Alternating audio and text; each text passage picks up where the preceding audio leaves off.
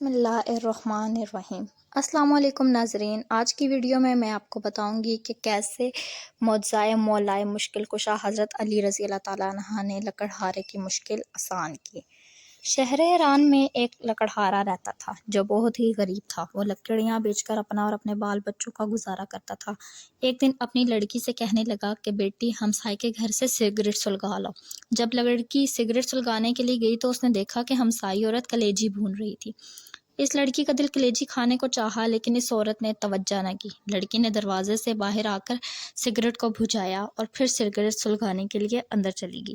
یہ اس لیے کیا کہ شاید اب کئی دفعہ ہمسائی عورت مجھے کلیجی کھانے کے لیے دے دے، مگر پھر بھی اس نے کلیجی کھانے کو نہ دی۔ لڑکی مایوس ہو کر گھر چلی آئی۔ اتنی دیر میں سگریٹ سلگ کر آدھا رہ چکا تھا۔ جب باپ کو سگریٹ دیا تو اس نے کہا، بیٹی خود آدھا سگریٹ پی آئی ہو؟ کہا نہیں ابا جان، ہمسائی کلیجی بھون رہی تھی اور میرا دل کھانے کو چاہتا تھا، اس لیے میں بار بار سگریٹ کو بجھا کر جلانے کے لیے جاتی تھی کہ شاید مجھے وہ عورت کلیجی کھانے کے لیے دے، مگر اس نے مجھے نہیں دی۔ بابا جان آپ میرے لیے کل ضرور کلیجی لائیے گا۔ لکڑہارے نے کہا، بیٹی ہمارے گھر میں تو اتنے پیسے نہیں ہیں کہ ایک ماچس ہی خریدی جا سکے، میں کلیجی کہاں سے لاؤں گا؟ لڑکی نے کہا، بابا جان کل ضرور کلیجی لائیں۔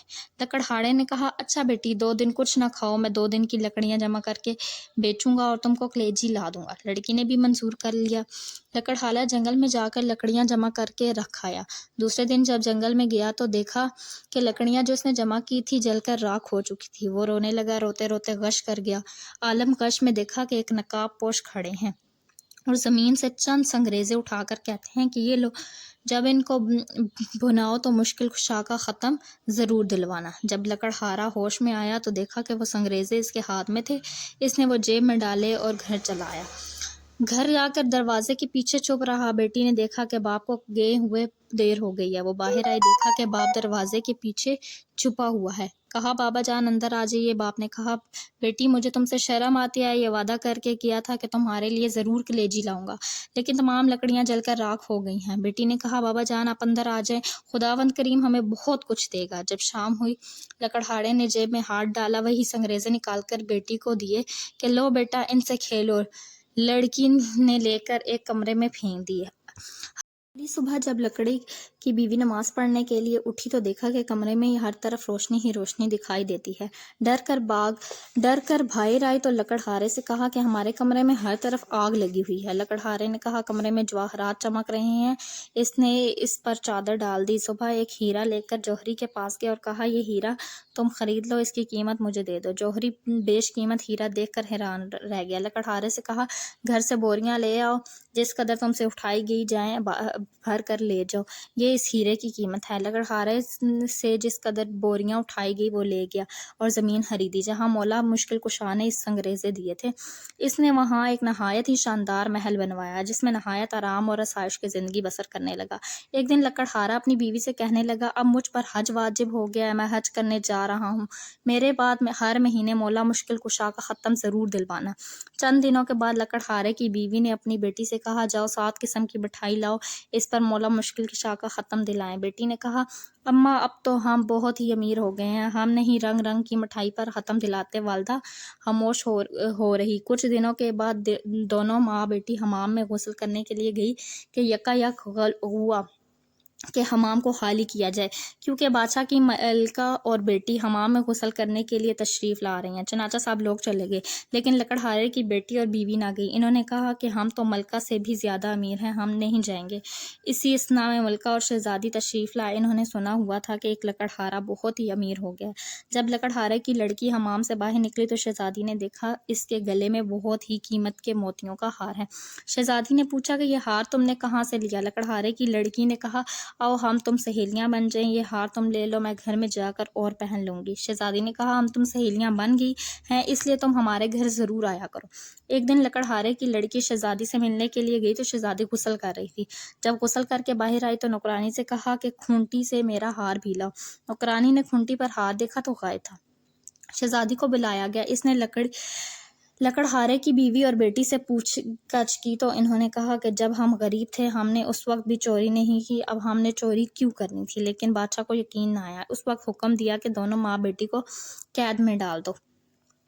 اور ان کے گھر آگے ایک دیوار کھڑی کر دیجیے۔ ادھر جب لکڑہارا حج کرنے کے لیے گیا، راستے میں ڈاکوؤں نے سب کچھ لوٹ لیا۔ وہ بغیر حج کے ہی واپس لوٹ آیا۔ آ کر دیکھا کہ محل کے آگے دیوار کھڑی ہے۔ لوگوں سے پوچھا میرے اہل خانہ کہاں ہے اور میرے محل کے آگے دیوار کیوں کھڑی ہے؟ لوگوں نے تمام واقعہ بیان کیا۔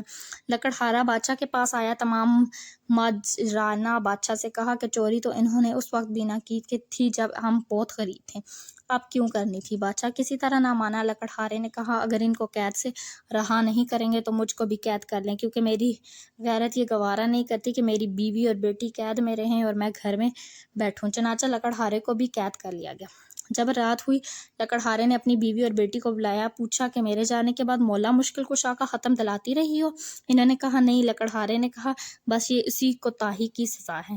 غرض یہ ہے کہ تمام رات توبہ کرتے رہے اور روتے رہے۔ جب نیند آ گئی تو عالم خواب میں دیکھا کہ نقاب پوش تشریف لائے اور فرماتے ہیں کہ تم نظر دینی بھی بھول گئے تھے، اس لیے عتاب الہی کا نزول ہوا ہے۔ لکڑہارے نے کہا میرے پاس نظر دینے کے لیے پیسے موجود نہیں۔ انہوں نے فرمایا کہ اپنا بستر اٹھاؤ، نیچے سے 5 پیسے برآمد ہوں گے، ان کی شیر پنی منگوا کر ختم دلاتا، تمام مصیبت ٹل جائے گی۔ صبح جب لکڑہارا بیدار ہوا، اپنا بستر اٹھایا، 5 پیسے برآمد ہوئے، قید خانے کے دروازے پر کھڑا ہو گیا۔ ایک نوجوان لڑکا گھوڑے پر آتا ہوا دیکھا، اس سے کہا کہ مجھے 5 پیسے کی شیرنی لا دو۔ اس نے کہا بوڑھا قید بھی ہو گیا ہے پھر بھی شیرنی کھاتا ہے، میری تو آج شادی ہے، میں بازار سے مہندی وغیرہ خریدنے جا رہا ہوں، اس لیے میں تمہارا کام نہیں کر سکتا۔ لڑکا یہ کہہ کر اپنی چند قدم ہی بڑھا تھا کہ گھوڑے سے گرا اور گرتے ہی مر گیا۔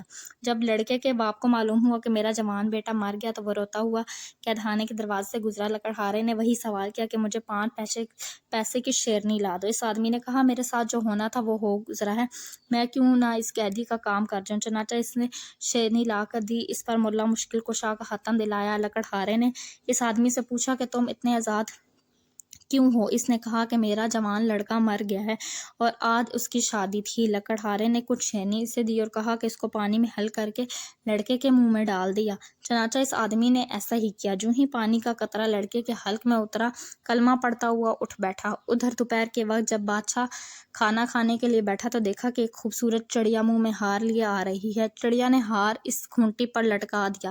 بادشاہ دیکھ کر حیران ہوا، کہنے لگا اس میں ضرور کوئی راز پوشیدہ ہے۔ اس وقت لکڑہارے کو بلایا۔ لکڑہارے نے رات کا تمام واقعہ بادشاہ کے گوش گزار کیا۔ بادشاہ نے بہت خوش ہوا، تاج اتار کر لکڑہارے کے قدموں میں رکھ دیا اور کہا آپ میرے باپ اور میں آپ کا بیٹا ہوں، جب تک زندہ رہوں گا آپ کی خدمت کروں گا۔ اللہم صلی علی محمد وعلی آل محمد۔